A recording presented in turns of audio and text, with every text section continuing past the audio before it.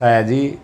Congress party ने कल 8 ticket declare कर दी है, जिसमें से बहन कुमारी शैलजा जी और जेपी हिसार से है जी, और दीपेंद्र हुड्डा जी रोहतक से है। इनको मैं बहुत बहुत बधाई देता हूं जी।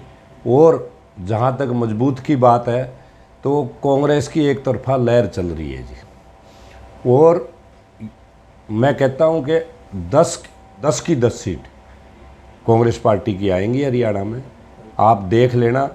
और दूसरा मैं ये कहना चाहता हूँ कि सेंटर में भी बीजेपी 200 से कम रह जाएगी जी सीटें।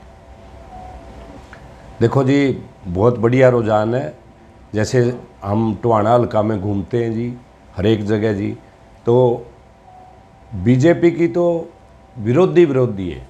क्यों विरोधी है जी? इन्होंने जैसी करनी वैसी भरनी।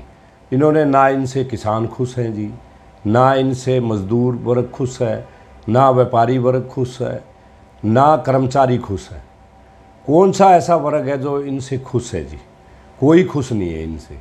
और 10 साल में इन्होंने किया भी कुछ नहीं जी, सिवाय भ्रष्टाचार के कुछ भी नहीं किया। तो अपने आप नाराजगी है जी इनसे। बीजेपी से मानते हैं ऐसा जी, मैं तो टक्कर मानता ही नहीं जी, क्योंकि अशोक तंवर जी जो थे, मैं तो कह रहा हूँ जी, ये डिफरेंट शुरू में ये कांग्रेस में थे जी।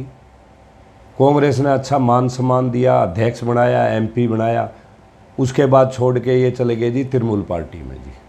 तृणमूल पार्टी से पता नहीं क्या लिया, उसके बाद आगे जी आप पार्टी में, और आप पार्टी से ये आगे जी बीजेपी पार्टी में। और इनके जो पहले रहे हैं ये एमपी, इन्होंने यहाँ पे कुछ भी काम नहीं किया।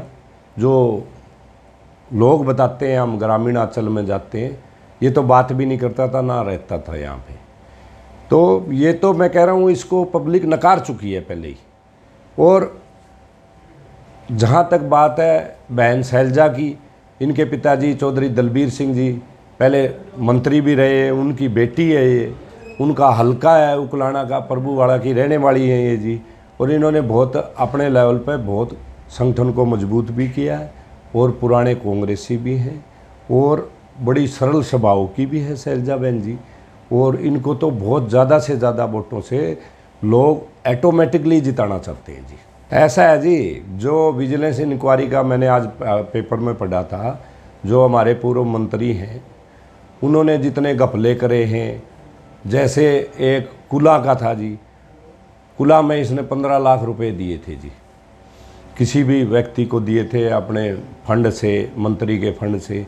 उसके घर में परिवार में 3-3 4-4 लोग नौकरी पे हैं, उनकी कोठी जाके देख लो। तो ये जो सरकारी फंड है, जो पब्लिक का गाड़ी कमाई का पैसा है, इसने ऐसे उड़ा दिया मंत्री बनने के बाद में, तो अब उसका हिसाब तो देना ही पड़ेगा। तो ये बात बिल्कुल सटीक बैठती है आज की डेट में। इसने मजदूरों के पैसे नहीं छोड़े, किसी के पैसे नहीं छोड़े इसने। और इसकी आज वह हालत होगी जी कि धोबी हो रही है, ना घर का रहा ना घाट का रहा। क्यों? क्योंकि पहले ये जेजेपी कांग्रेस में था, फिर ये जेजेपी में आ गया, भी सुनने में आया कि बीजेपी में जा रहा है। अब इसका हाल वही होगा जो कुलदीप बिश्नोई जी का हिसार में हुआ है। ये ना कहीं जा सकता ना कहीं आ सकता। पहले ये बीजेपी की पॉलिसी है, पहले करप्शन में इन्वॉल्व कर लो उसको, उसके बाद अपने उसको फंदा डाल दो उसके गले में, कहीं नहीं जाएगा ये। लोगों से क्या अपील करना चाहते हैं? मैं लोगों से अपील यही करता हूँ जी कि कांग्रेस को ज़्यादा से ज़्यादा वोट दो जी। ये मौका है, 10 साल का राज है, जो 10 साल का इनका राज है वो देख लिया आपने, और कांग्रेस का भी पीछे 10 साल का राज आपने देखा है पब्लिक ने। दोनों का पब्लिक इतनी समझदार है, दोनों का कंपैरिजन करें और उसके बाद अपना वोट दे, और बहन शैलजा को ज़्यादा से ज़्यादा वोटों से यहाँ से टोहाना से सिरसा हल्का से जिता के भेजें जी।